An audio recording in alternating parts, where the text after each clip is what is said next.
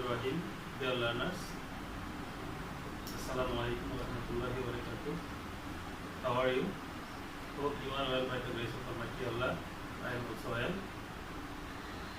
I am Kausar Ahmed, Assistant Teacher English, Sabiha Choudhury High School, Chunarugarh, Kaligos.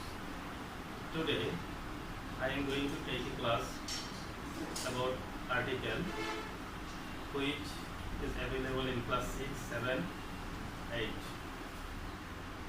Dear students, we know what is article. Article, I have written article. Article means পদস্থিত নির্দেশক। পদস্থিত নির্দেশক বলতে কি, পদকে আশ্রয় করে উক্ত পদের নির্দিষ্টতা অনির্দিষ্টতা যখন নির্দেশ করবে তখন তাকে বলা হয় আর্টিকেল বা পদস্থিত নির্দেশক। আর্টিকেল অর্থ হচ্ছে পদস্থিত নির্দেশক। পদকে আশ্রয় করে উক্ত পদের নির্দিষ্টতা অনির্দিষ্টতা নির্দেশ করলে তাকে আর্টিকেল বলা হয় থাকে। ইংলিশে আমরা বলতে পারি AND কে আর্টিকেল বলবো, কারণ ইংলিশে AND আর্টিকেলের স্থলে ব্যবহার করা হয় থাকে। বাংলাতে হয়তো একটি, টি, টা ইত্যাদি ব্যবহার করা হয় থাকে, আর ইংলিশে হচ্ছে AN দ্বারা। সুতরাং ইংলিশে আমরা বলতে পারি AN দ্বারাকে আর্টিকেল বলি। আসলে আর্টিকেল শিখতে গেলে আমাদেরকে আর্টিকেলের ব্যবহার থেকে আর্টিকেল শিখতে হবে। এমনিতে শুধু আর্টিকেল শিখে যদি প্রয়োগ করতে না পারি তাহলে কিন্তু সেটা কোনো কাজে আসবে না। সুতরাং আমি যেভাবে আলোচনা করতে চাচ্ছি সেটা হচ্ছে, যদি একটা শূন্যস্থান দেওয়া থাকে, যেমন আর্টিকেলের জন্য একটা শূন্যস্থান দেওয়া আছে, তো এই আর্টিকেলের শূন্যস্থানে কি বসবে? প্রথম প্রশ্ন হচ্ছে আর্টিকেল বসবে নাকি আর্টিকেল বসবে না। এটা কিভাবে আমরা ডিফাইন করব যে আর্টিকেল বসবে না আর্টিকেল বসবো না? সেটা ডিফাইন করার জন্য আমাদেরকে ওই যে পদে চলে যেতে হবে। তো ইংলিশে পদ বা পার্টস অফ স্পিচ কত প্রকার? এক্স্যাক্টলি 8 প্রকার। তো 8 প্রকারের মধ্যে শুধুমাত্র নাউনের আগে আর্টিকেল ব্যবহার করা হয় থাকে। নাউন এর মধ্যে স্পেসিফিক্যালি বলি তাহলে হচ্ছে কাউন্টেবল নাউনের আগে আর্টিকেল ব্যবহার করা হয় থাকে। কাউন্টেবল নাউনের আগে আর্টিকেল ব্যবহার করা হয়ে থাকে, এবং নো আর্টিকেল এক জায়গায় বসবে যেখানে হচ্ছে এমন এক শূন্যস্থানে বসবে যেখানে other parts of speech, noun ব্যতীত অন্যান্য যে পার্টস অফ স্পিচ গুলো আছে, pronoun, adjective, verb, adverb, preposition, conjunction, interjection, এগুলো যদি আসে তাহলে এগুলোর আগে যদি শূন্যস্থান দেওয়া থাকে তাহলে আমি আর্টিকেল বসাবো না, সেখানে ক্রস চিহ্ন ব্যবহার করব। তো এখানে আদার পার্টস অফ স্পিচে অনেক সময় আছে কি, অ্যাডজেক্টিভ প্লাস নাউনের মাঝখানে শূন্যস্থান দেওয়া থাকে। তো অ্যাডজেক্টিভ প্লাস নাউনের মাঝখানে শূন্যস্থান থাকলে কোনো আর্টিকেল বসাবো না, কারণ অ্যাডজেক্টিভ প্লাস নাউনের মাঝে কোনো আর্টিকেল বসে না, সেখানে ক্রস চিহ্ন ব্যবহার করা হয় থাকে। শুধু অ্যাডজেক্টিভের আগেও আর্টিকেল বসবে না। যেমন ফর এক্সাম্পল আমি যদি বলি শি ইজ রিলিজিয়াস, কখনো কখনো শূন্যস্থানে দেওয়া থাকে যে শি ইজ এর পরে একটি শূন্যস্থান দেওয়া থাকে, তারপরে রিলিজিয়াস দেওয়া থাকে। তার মানে আমাদেরকে শি ইজ রিলিজিয়াস, যেহেতু রিলিজিয়াস শব্দটি একটি অ্যাডজেক্টিভ, অ্যাডজেক্টিভের আগে যদি কোনো শূন্যস্থান থাকে তাহলে সেখানে কোনো আর্টিকেল বসবে না। এগুলো আমরা লক্ষ্য করব। এখন আসি আমরা, যদি আর্টিকেল বলতে কাউন্টেবল নাউন থাকে তার আগে আমরা আর্টিকেল বসাবো। এখন আর্টিকেল কত প্রকার? 2 প্রকার। আর্টিকেল কত প্রকার? 2 প্রকার। 2 প্রকার মধ্যে একটা হচ্ছে ইনডিফিনিট আর্টিকেল আর একটা হচ্ছে ডিফিনিট আর্টিকেল। তো ইনডিফিনিট আর্টিকেল এবং ডিফিনিট আর্টিকেল কখন বসাতে হয় সেটা আমরা দেখব। যদি সেটি কাউন্টেবল নাউন হয়, কাউন্টেবল নাউন হলে সেটার আগে কি বলবে?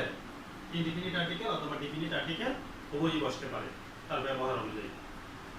এবার আমরা যদি, যেহেতু আমি নাউনের কথাটা বলতেছি, কাউন্টেবল নাউন, আমি নাউনের আলোচনাটা একটু ব্রিফলি বলে দিই।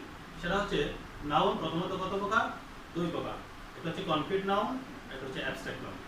আমি কনক্রিট নাউনের আগে আর্টিকেল বসানো যায়, কিন্তু অ্যাবস্ট্রাক্ট নাউনের আগে আর্টিকেল বসে না। তো কনক্রিট নাউন আবার কত প্রকার? 4 প্রকার। প্রপার নাউন, প্রমাণ noun, corrective noun, material noun. ওই 4 প্রকারের মধ্যে ম্যাটেরিয়াল নাউন যেহেতু পরিমাণবাচক শব্দ, সেখানে কোনো আর্টিকেল বসে না। ম্যাটেরিয়াল নাউনকে যদি আমরা আর্টিকেল বসাতে চাই সেখানে কিছু নিয়ম আছে, মেজার ওয়ার্ড আছে।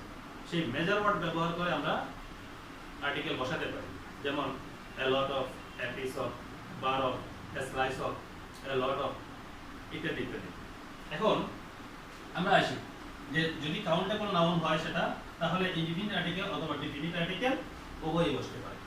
সাধারণত সিঙ্গুলার কমন নাউন এর আগে, সাধারণত সিঙ্গুলার কমন নাউন এর আগে এ অথবা এন আর্টিকেলটি বসে। তো এই যে সিঙ্গুলার কমন নাউনের আগে যে এ অথবা এন আর্টিকেলটি বসে, যখন আমরা এটা দ্বারা সাধারণত কমন সিঙ্গুলার নাউনের আগে এ অথবা এন ব্যবহার করা থাকি এভরি অথবা অল বোঝানোর জন্য। আর ডেফিনিট আর্টিকেল হচ্ছে নির্দিষ্ট করে বোঝাতে দা ব্যবহার করা হয়ে থাকে।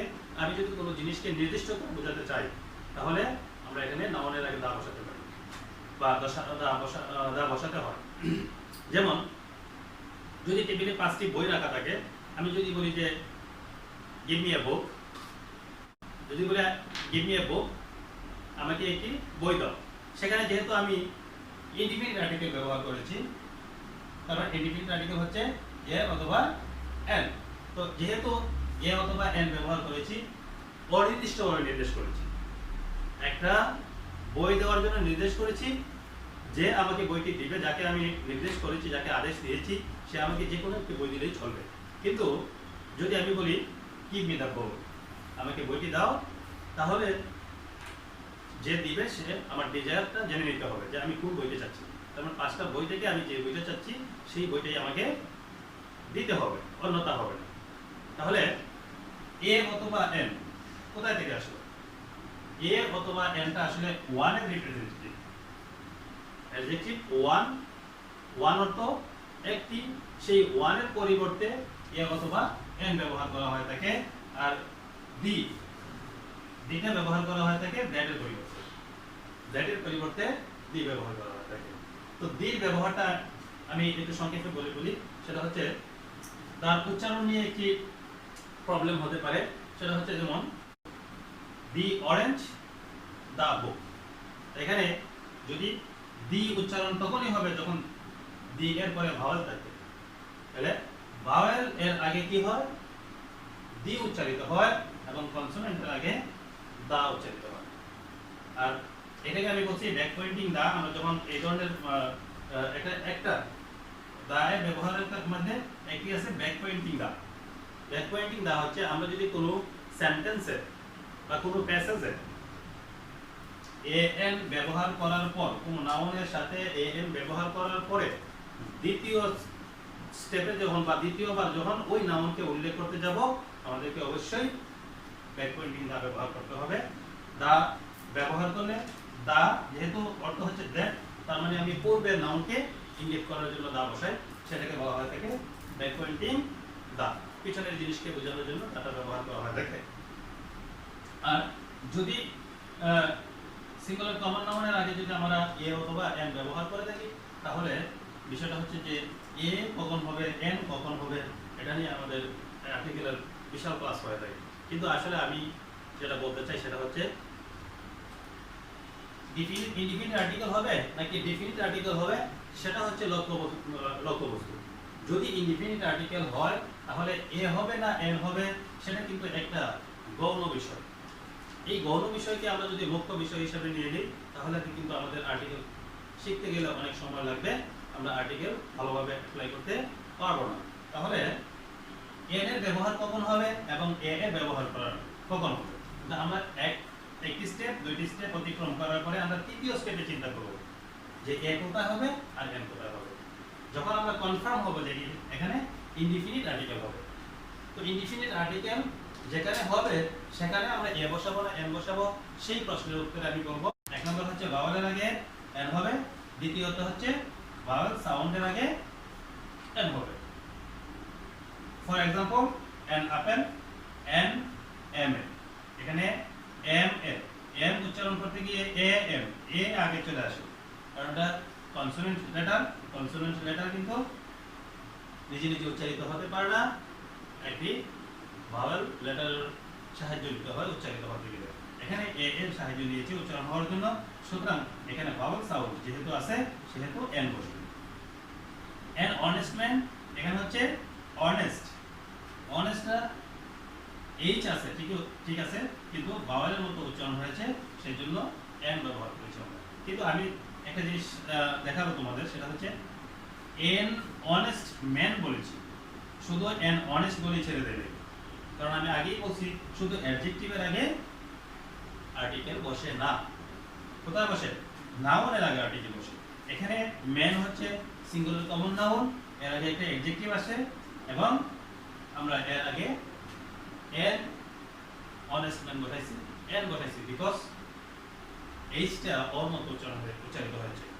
কিন্তু আমরা কি অ্যাডজেক্টিভের জন্য কি আমরা এন বসাইছি নাকি নাউনের জন্য বসাইছি?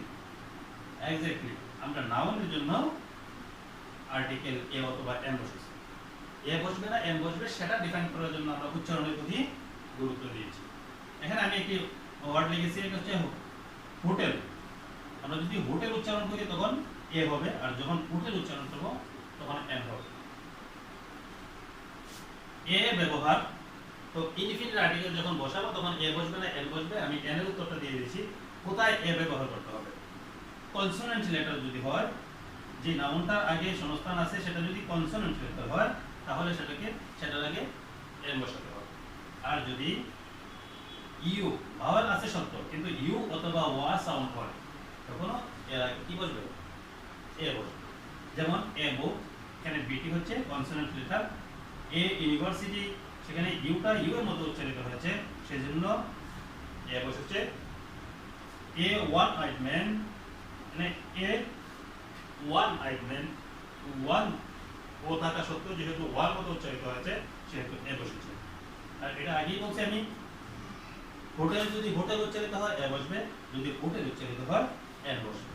মানে এ বি এ, মানে বিটা কনসোনেন্ট সাউন্ড বা কনসোনেন্ট লেটার, সেই জন্য এ হচ্ছে। ধন্যবাদ সবাইকে।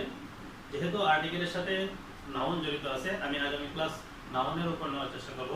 সবাইকে ধন্যবাদ আমার সাথে থাকার জন্য। আসসালামু আলাইকুম।